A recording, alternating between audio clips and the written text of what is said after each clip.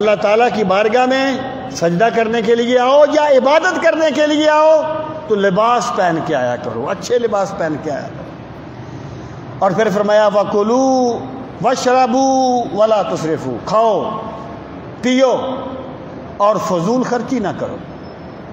یعنی وہ لوگ یہ بھی سمجھتے تھے کہ وہ کوئی کہتا ہے جی میں عبادت کی نیت سے فلاں چیز نہیں کھاؤں گا، کوئی کہتا ہے جی میں فلاں چیز نہیں پیوں گا، یا میں یعنی کھانے پینے سے بھی وہ مطلق ایسے ہی چھوڑ دیتے تھے۔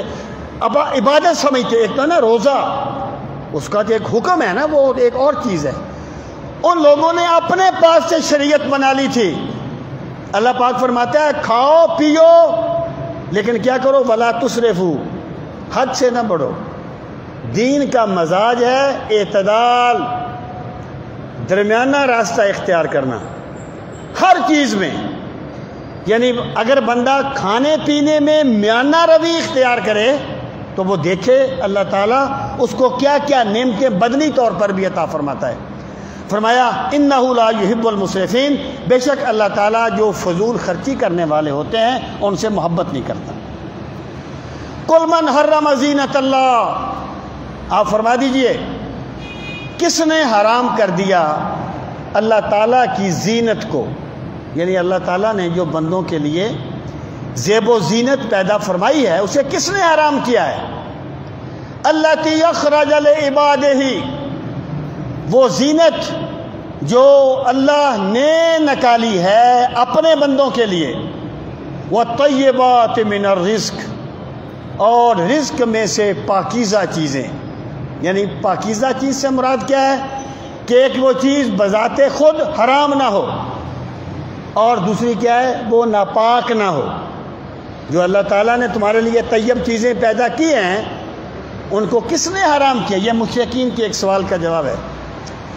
مشرکین یہ کہتے تھے کہ اگر ہم جھوٹے ہیں تو پھر اس کی کیا وجہ ہے کہ مال و دولت ہمارے پاس ہے، ہم تم سے بہتر کھاتے ہیں، ہم تم سے بہتر پہنتے ہیں، ہماری سواریاں تم سے بہتر ہیں، تو اس کی پھر کیا وجہ ہے؟ تو اللہ تعالیٰ نے یہاں اس کا جواب دیا ہے۔ پہلی بات فرمائی اللہ کی زینت کو اللہ نے حرام نہیں کیا جو اللہ نے پیدا کیا ہے۔ حضرت امام مالک رحمۃ اللہ تعالیٰ علیہ بڑے خوبصورت حلے پہنا کرتے تھے۔ کسی نے انہیں کہا تم اتنے قیمتی لباس پہنتے ہو، آپ نے یہ آیا کریمہ پڑھی اللہ کی زینت کو کس نے حرام کیا ہے۔ یعنی یہ چیزیں حرام نہیں ہیں بشرطے کہ دل میں تکبر نہیں ہونا چاہیے، حرام کی کمائی سے نہیں ہونی چاہیے، حلال کی کمائی سے ہونی چاہیے۔ حضرت شیخ عبد القادر جیلانی بھی بڑے مہنگے مہنگے حلے پہنا کرتے تھے لیکن دل میں خشیت الہی کا نور تھا۔ اصل چیز دل کی کیفیت ہے، اللہ ان چیزوں کو حرام نہیں کرتا۔ اب آگے فرمایا یہ اس کا یعنی اگلا جملے میں اس کا جواب آپ کو واضح ہوگا۔ قل ہی للذین آمنوا فی الحیات الدنیا خالصۃ یوم القیامہ، قل آپ فرما دیجئے ہی للذین آمنوا، یہ ان لوگوں کے لیے ہیں جو ایمان لائے، یعنی اللہ تعالیٰ فی الحیات الدنیا، دنیاوی زندگی میں، یعنی جو زینت کی چیزیں ہیں نا یہ اللہ تعالیٰ نے اصلاً اپنے فرما بردار بندوں کے لیے پیدا کیے ہیں۔ اگر کافروں کو ملتی ہیں تو ایمان والوں کے تصدق سے ملتی ہیں، اصل میں ایمان والوں کے لیے ہیں، ان کو ملتی ہیں تو ایمان والوں کے صدقے سے ملتی ہیں۔ پھر فرمایا خالصۃ یوم القیامہ، اور قیامت کے دن خالص ایمان والوں کے لیے ہوں گی۔ اس کا مطلب کیا ہے کہ دنیا میں بندے کو جو کچھ بھی ملتا ہے اس کا یہ مطلب نہیں ہے کہ اللہ تعالیٰ بندے سے راضی ہے۔ اگر ایک بندے کے پاس بہت زیادہ مال و دولت ہو یہ اس کی دلیل نہیں ہے کہ اللہ تعالیٰ اس سے راضی ہے، عین ممکن ہے اللہ تعالیٰ اس سے ناراض ہو اس کے بعد دولت ہو۔ اگر ایک بندے کے پاس مال نہ ہو اس کا یہ مطلب نہیں ہے کہ اللہ تعالیٰ اس سے ناراض ہے، عین ممکن ہے وہ اللہ کی بارگاہ میں بڑے بلند مقام پہ فائز ہو، جیسا کہ فرمایا رسول کریم علیہ الصلوۃ والسلام نے ربا ایسا اکبر مدفون بالابواب لو اقسم علی اللہ لا برا، کہ بہت سے بندے ایسے ہیں جن کے لباس پھٹے ہوئے ہیں، بال بکھرے ہوئے ہیں، چہروں پر مٹی ہے، اگر وہ تمہارے دروازوں پر جائیں تم انہیں دھکے دے کے نکال دو، لیکن اللہ کی بارگاہ میں ان کا مقام یہ ہے کہ اگر وہ کسی بات پہ قسم کھا لے تو اللہ ان کی قسم کو پورا کر دیتا ہے۔ وہ اگر کہیں نا آج بارش ہو جائے گی تو اللہ بارش فرما دے گا۔ یہ دلیل نہیں ہے، دنیا میں جو کچھ بھی ملتا ہے بطور امتحان کے ملتا ہے، اور آخرت میں جو کچھ بھی ملے گا بطور انعام کے ملے گا۔ یہ فرق ہے، اس کو سمجھنا چاہیے۔ اللہ پاک فرماتا ہے کافروں کو اس لیے ملا ایمان والوں کے صدقے میں، لیکن آخرت میں یہ نعمتیں صرف ایمان والوں کے لیے ہوں گی۔ کذالک نفصل الآیات، اسی طرح ہم تفصیل سے بیان کرتے ہیں اپنی آیات، لقوم یعلمون، اس قوم کے لیے جو جانتی ہے، یعنی جو جانتی ہے یا جاننا چاہتی ہے، اس کے لیے ہم اپنی نشانیاں، اپنی قدرتیں، اپنی آیات بیان کرتے ہیں۔ قل انما حرم ربی الفواحش، آپ فرما دیجئے انما فقط حرام کیا ربی، میرے رب نے، الفواحش، بے حیائی کی باتوں کو، یعنی میرے رب نے کپڑے پہننا حرام نہیں کیا، میرے رب نے ننگے بدن ہونا حرام کیا ہے، ننگے بدن ہو کے طواف کرنے کو حرام کیا ہے، اللہ پاک نے حرام کیا۔ اصل میں بات یہ تھی کہ اس دور میں باہمی رضامندی سے بدکاری کرنے کو جرم نہیں سمجھا جاتا تھا، جیسے آج ہے نا، یہ وہی تہذیب ہے، وہ جاہلیت قدیمہ تھی، یہ جاہلیت جدیدہ ہے، فرق نہیں ہے، بات وہی ہے۔ یعنی ایسی عورتیں اپنے مکانوں پر جھنڈے لگایا کرتی تھی، اور ان کے پاس جانے کو لوگ برائی نہیں سمجھتے تھے، عمومی بات کر رہا ہوں، کچھ مقرب قبیلے وہ ان کی اور بات نہیں سمجھتے تھے، لیکن وہ کپڑے پہن کے نا طواف کرنے کو برا سمجھتے تھے۔ اللہ پاک نے فرمایا میرے رب نے بے حیائی کی باتوں کو منع کیا ہے، ما ظہر منہا وما بطن، وہ جو بے حیائی ہے نا وہ ظاہری طور پر ہو یا باطنی طور پر ہو۔ اگر کوئی بندہ ظاہری طور پر بے حیائی کرتا ہے تو اس سے بھی منع کیا ہے، اگر کسی بندے کے دل میں بے حیائی آتی ہے تو میرا رب اس سے بھی منع فرماتا ہے کہ بے حیائی کو نہ اعلانیہ کرو، نہ چھپ کے کرو، نہ تمہارے وجود پہ ہو اور نہ تمہارے دل میں بے حیائی ہونی چاہیے۔ اور فرمایا والبغی، اور اللہ پاک نے سرکشی کو منع کیا، بغیر الحق، جو بغیر کسی وجہ کے کی جاتی ہے۔ وَأَن تُشْرِكُوا بِاللَّهِ، اور یہ کہ تم شریک ٹھہراؤ اللہ تعالیٰ کے ساتھ، مَا لَمْ يُنَزِّلْ بِهِ سُلْطَانًا، ما اس چیز کو لم ينزل، اس نے نہیں اتاری، بہی اس پر، سلطانہ کوئی دلیل، یعنی تم اللہ تعالیٰ کے ساتھ کسی کو شریک ٹھہراؤ، یعنی کون سا شرک جس پر اللہ نے کوئی دلیل نہیں اتاری۔ اس کا یہ مطلب نہیں ہے کہ کوئی شرک ایسا بھی ہے جس پر اللہ دلیل اتارے گا، اس کو کہتے ہیں کہ موجود نہ ہونے کی نفی جو ہے وہ اصلاً اس کے موجود نہ ہونے کی نفی ہوتی ہے، یعنی ایک چیز کا موقع پر موجود نہ ہونا وہ اس چیز کی دلیل ہے کہ وہ اس چیز کا وجود ہی نہیں ہے، اس چیز کو یہاں پر بیان کیا گیا۔ مراد یہ ہے کسی شرک پر بھی اللہ نے کوئی دلیل نہیں اتاری۔ وَأَن تَقُولُوا عَلَى اللَّهِ مَا لَا تَعْلَمُونَ، اور میرے رب نے اس سے بھی منع فرمایا کہ تم اللہ کے بارے میں وہ باتیں کہو ما لا تعلمون، جو تم جانتے نہیں ہو، کیونکہ علم اللہ کے بارے میں علم صرف پیغمبری کا خاصہ ہے، باقی تمام بندے ظن و تخمین سے کام لیتے ہیں، اپنے پاس سے باتیں کرتے ہیں۔ اللہ کیا چاہتا ہے یہ صرف پیغمبر کی ذات وحی کے ذریعے سے بتاتی ہے کہ اللہ تعالیٰ کیا چاہتا ہے، یہ علم جو ہے وہ پیغمبر کا خاصہ ہے۔ وَلِكُلِّ أُمَّةٍ أَجَلٌ، اب فرمایا لوگو تم اپنی طاقت کے نشے میں مست ہو،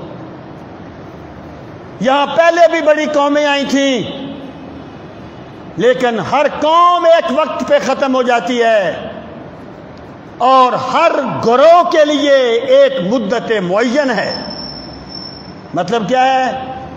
اب تمہاری سرداریاں ختم ہونے کا وقت آ گیا ہے، اب قیامت تک کے لیے محمد عربی کے جو غلام ہیں ان کو عزتیں دی جائیں گی، ان کو یہ سرداریاں ملیں گی۔ وَلِكُلِّ أُمَّةٍ أَجَلٌ، ہر قوم کے لیے ایک وقت مقرر ہے۔ اور پھر کیا ہے؟ فَإِذَا جَاءَ أَجَلُهُمْ، پس جب آ جائے ان کی مدت معین۔ اس میں ایک ترغیب بھی ہے۔ ترغیب یہ ہے کہ جیسے میں آپ سے عرض کرتا رہتا ہوں کہ قرآن مجید صرف حکم دے کے بات کو چھوڑ نہیں دیتا، کسی قانون کی کتاب کی طرح قانون نہیں بیان کرتا، بلکہ قرآن مجید حکم دے کے بندوں کو اس پر ترغیب دینے کا سامان کرتا ہے۔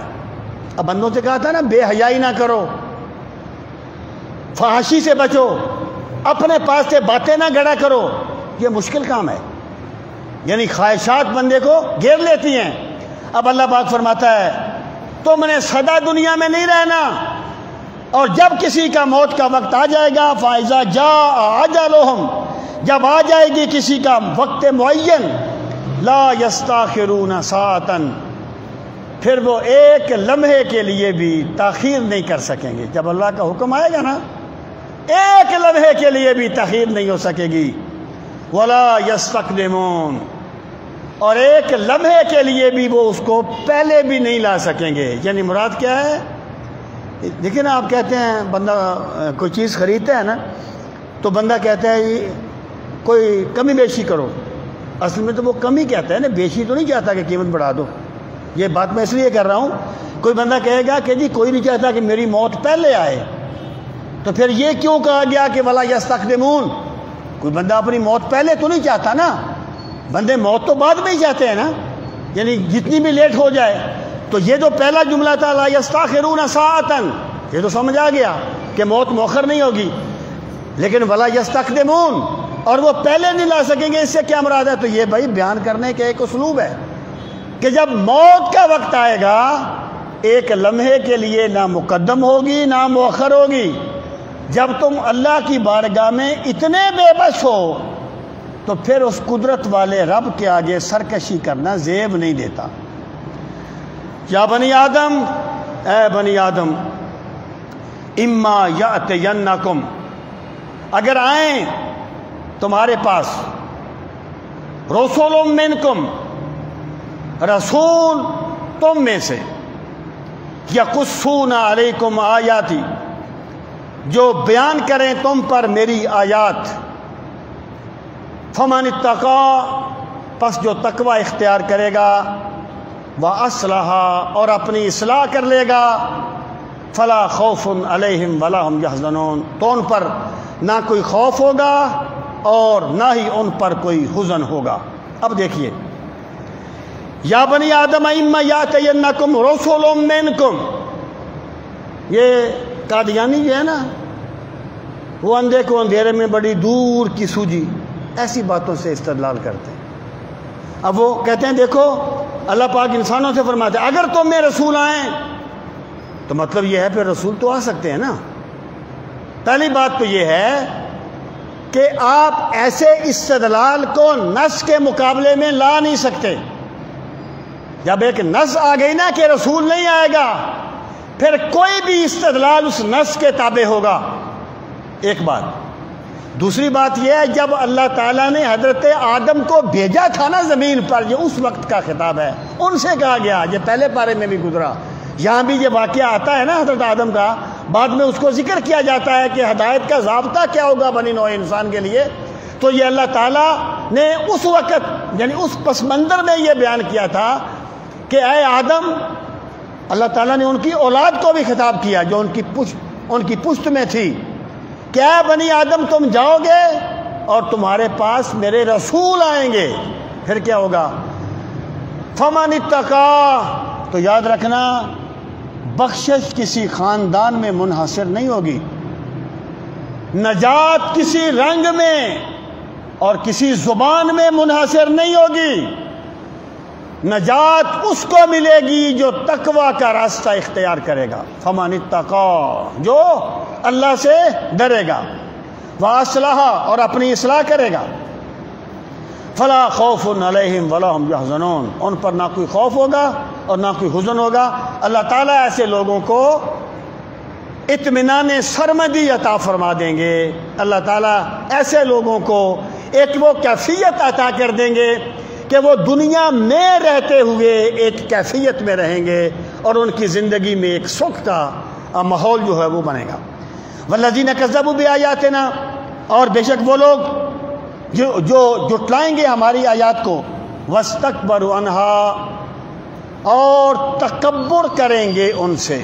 یہ اچھوں کے مقابلے میں بروں کا ذکر ہے کہ تم پر ہمارے رسول آئیں گے، لیکن جو بندے ہماری آیات کو جھٹلائیں گے، واستکبروا عنہا، اور ان سے تکبر کریں گے، اولئک اصحاب النار، وہی لوگ، ان کا انجام دوزخ ہوگا۔ جب اللہ تعالیٰ نے حضرت آدم کو بھیجا نا زمین پر، ہدایت کا ضابطہ پہلے بیان کر دیا کہ جو پیروی کرے گا وہ نجات پائے گا، اور جو تکذیب کرے گا اور تکبر کرے گا، اولئک اصحاب النار، وہی لوگ دوزخ والے ہیں، ہم فیہا خالدون، اور وہ دوزخ میں ہمیشہ رہنے والے ہیں، اور وہ دوزخ میں ہمیشہ رہیں گے۔ اللہ تعالی ہمیں اپنے دین کا